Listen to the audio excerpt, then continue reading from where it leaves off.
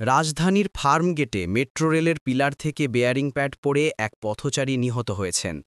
রবিবার দুপুর 12:20 দিকে ঘটে এই মর্মান্তিক দুর্ঘটনা। নিহত ব্যক্তির পরিচয় ইতোমধ্যে শনাক্ত করেছে পুলিশ। সরকার নিহতের পরিবারকে 5 লাখ টাকা ক্ষতিপূরণ দেওয়ার ঘোষণা দিয়েছে। তবে প্রশ্ন উঠেছে, কেন বারবার মেট্রো রেলে এমন দুর্ঘটনা ঘটছে? সামাজিক যোগাযোগ মাধ্যমে চলছে ব্যাপক আলোচনা ও সমালোচনা। চলতি বছরের 18 সেপ্টেম্বর একই এলাকায় মেট্রো রেলের একটি পিলার থেকে বেয়ারিং প্যাড খুলে পড়েছিল।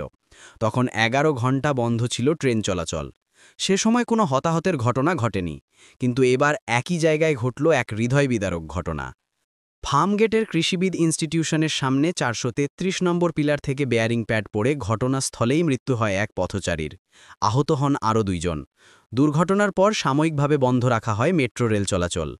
তেজগাঁও থানার ভারপ্রাপ্ত কর্মকর্তা জানান, নিহত ব্যক্তির নাম আবুল কালাম।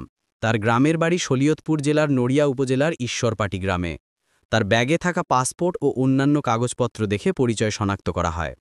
দুর্ঘটনার পরপরই স্থানীয়রা দাবি করেন, এই ধরনের নির্মাণ ত্রুটি যেন আর না ঘটে এবং যথাযথ দায়িত্ব নিশ্চিত করা হোক। নিহতের মৃত্যুর ঘটনায় ইতোমধ্যে 5 সদস্যের একটি তদন্ত কমিটি গঠন করা হয়েছে।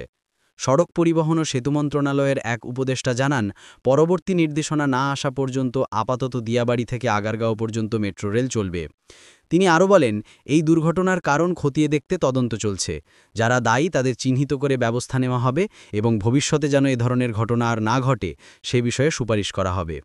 সরকারের পক্ষ থেকে নিহতের পরিবারকে 5 লাখ টাকা ক্ষতিপূরণ দেওয়া হচ্ছে। পাশাপাশি যদি পরিবারে কর্মক্ষ কেউ থাকে তাকে মেট্রো রেলে চাকরির ব্যবস্থা করার আশ্বাস দেওয়া হয়েছে। এদিকে সোশ্যাল মিডিয়ায় ঘটনার ভিডিও ও পোস্ট ভাইরাল হয়েছে। নেটিজেনরা ক্ষোভ প্রকাশ করে বলছেন, বারবার কেন এত বড় প্রকল্পে নিরাপত্তা ত্রুটি দেখা দিচ্ছে? এর দায় কার?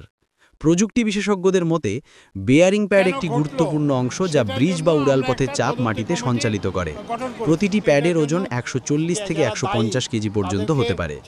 প্রশ্ন উঠছে, যদি কোনো কারণে এটি সরে যায় তবে নিচে না পড়ে তা আটকানোর সুরক্ষা ব্যবস্থা কেন রাখা হয়নি? এই ঘটনা